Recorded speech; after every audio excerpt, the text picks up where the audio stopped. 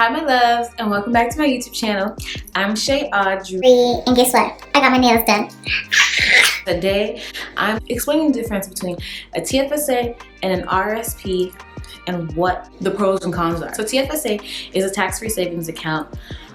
So whatever money you put into it, whatever interest you make on top of it, you do not get taxed because, listen, the gag is you've already been taxed. So you know how each paycheck you get, government has already taken a cut. So that money is yours. You put it into that account, and say you buy a stock for like, you know what, $200, and that stock rises to like $1,000. That $800 you made in profit there is all yours. It's tax free. Okay, you don't have to pay any tax on it. That's all your money. RRSP is a registered retirement savings plan. So you already heard, it's geared for you to save money for your retirement, okay? The difference is you can put money into it and it does grow tax-free. However, when you go to withdraw that money, you get taxed. That's when you get taxed, okay?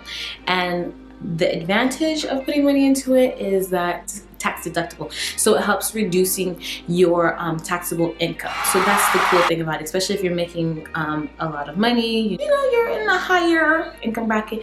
It's really good for you because then it reduces taxes you pay. You know, you can get a nice little paycheck back when you go to file your taxes, okay?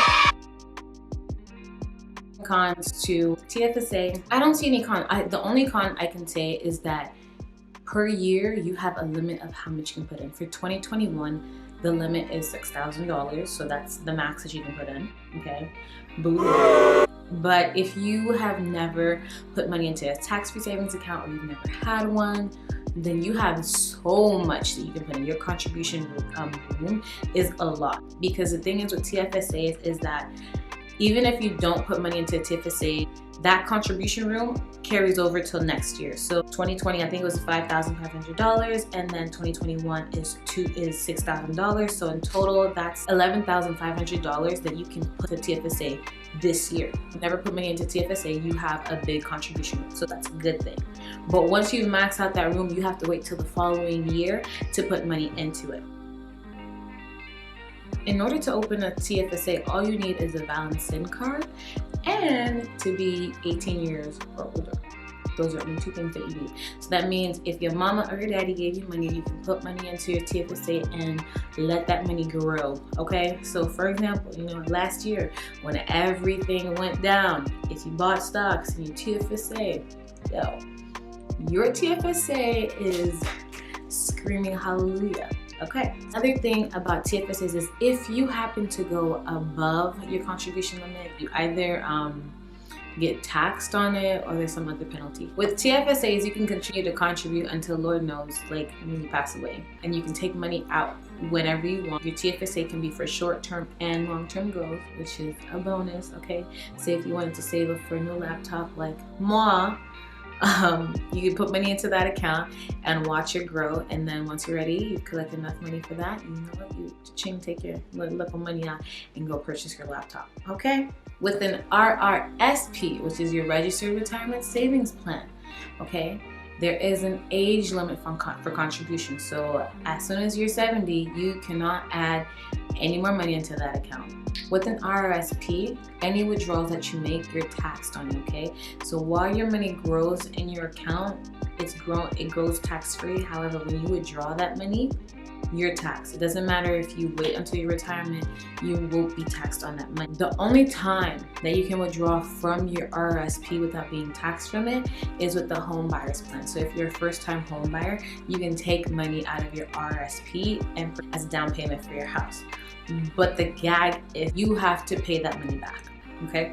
Your first payment starts 2 years after you withdrew money from your RRSP, and each year you have to make, I think there's a certain amount of money that you have to put in to pay it back. It's a little bit confusing, but if you speak to the bank, they'll tell you exactly how you have to do it. But they give you 15 years to pay back. The max that you can take out for your home buyer's plan is $35,000. So say you took out $30,000, you have to pay $30,000 in 15 years. You know, in a stretch of 15 years, it doesn't sound like a lot of money. Technically, you know, you're only paying $2,000 back per year. Idea for me to have to pay myself back. I'm like, why not do it? But you know what? In the end, it kind of makes sense, because say you don't have another $30,000 lying around to buy your house. You don't want to wait another 15 years to buy the house. Buy it now, and then you know what, deal with that. But if you do not make your yearly contributions to pay back that loan, you are going to be taxed on that money. So make sure, if you're going to participate in the home buyers plan, make sure you stay dedicated to paying that back off, just to avoid any penalizations or any consequences. A TFSA and an RRSP, you can buy and sell investments as you please inside of them. With an RRSP, you can make more contributions. Unless you have a pension plan with your company, then your contributions are a bit less. If you don't, your contribution limit is basically 18% of your last year's taxable income, to a max of I think like $27,000 per year. And whenever you go to file your taxes, they literally tell you how much you can contribute per year.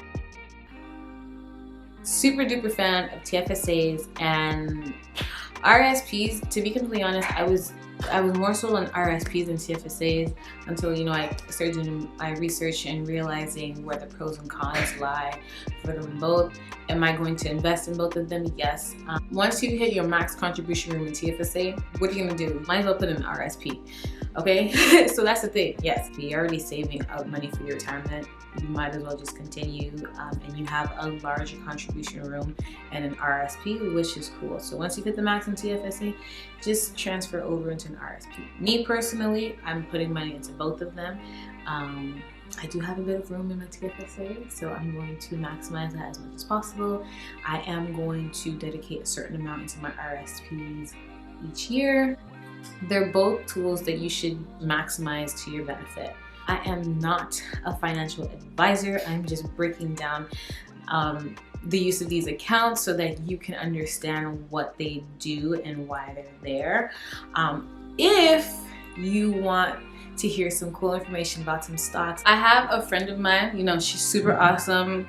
Literally, she is super into investing. I've seen her portfolio. That girl, she got that when she got money, she got like real money, and it's from investing. I respect her. I've seen her portfolio, and she got coins, okay? Not little coins, hundreds of thousands of dollars. The girl got coins. She got a bank, okay? She makes these awesome videos about stocks. She breaks down the information about them, why she thinks they're awesome, and why she's buying them. So she's not a financial advisor. You can watch her videos. If you like the information and you see why it's relevant, then you can go out and purchase these stocks on your own. But it's super awesome. Her name on Instagram is Investing with the Financially Savvy Millennial.